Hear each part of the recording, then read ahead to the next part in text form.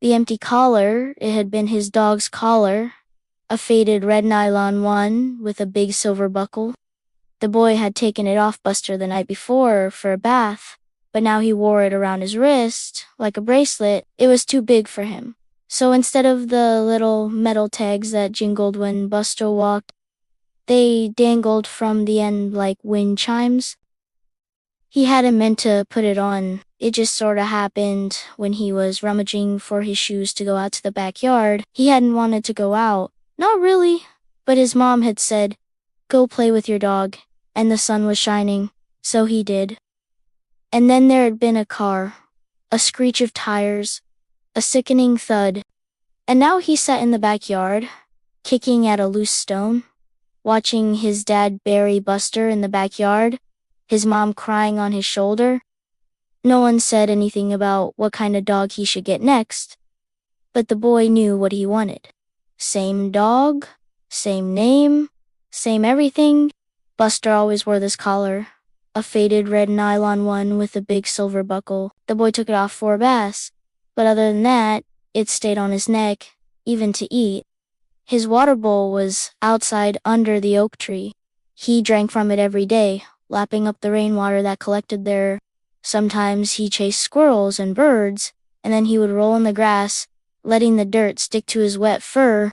And when the sun went down, he would curl up on the porch, sighing happily, his tail thumping a steady beat against the floorboards, until it was time for bed. And now the boy wore the empty collar around his wrist, its weight strangely comforting. He talked to it like Buster was listening, like he could hear him, like he would come bounding through the back door, all tail wags and happy barks, and lick the tears from his face. The house was quieter now, too quiet. No happy grunts under the kitchen table when he ate a cereal. No soft whimpers when he left for school. No heavy paws on the floor as he ran from room to room.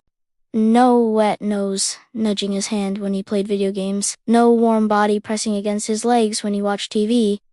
His mom didn't make him take the collar off when he slept, but he took it off anyway, placing it carefully on his dresser, away from the jangling reach of his stuffed animals. In the morning, he got dressed in silence, the only sound the ticking of the grandfather clock in the hall. When he came back from school, he let the other kids talk about their dogs, their cats, their hamsters. He didn't tell them about Buster. It had only been 2 days. They wouldn't understand. How could he explain the way it felt to lose a part of your family? The silence when you walk into a room, the quiet scratching at the back door when you come home. But he knew his mom understood. She'll let him keep the collar, let him wear it even though it was too big, let him bury Buster with her and his dad. Let him hold on to the leash, the one with the frayed nylon handle. She let him cry on her shoulder, burying his face in her hair. The scent of lavender shampoo and sadness clinging to her like cobwebs. He didn't want a new dog. Not yet. He wanted Buster back. But as he watched his mom put dinner on the table, he knew something had changed between them. There were extra vegetables on his plate, an extra chair pulled out beside his.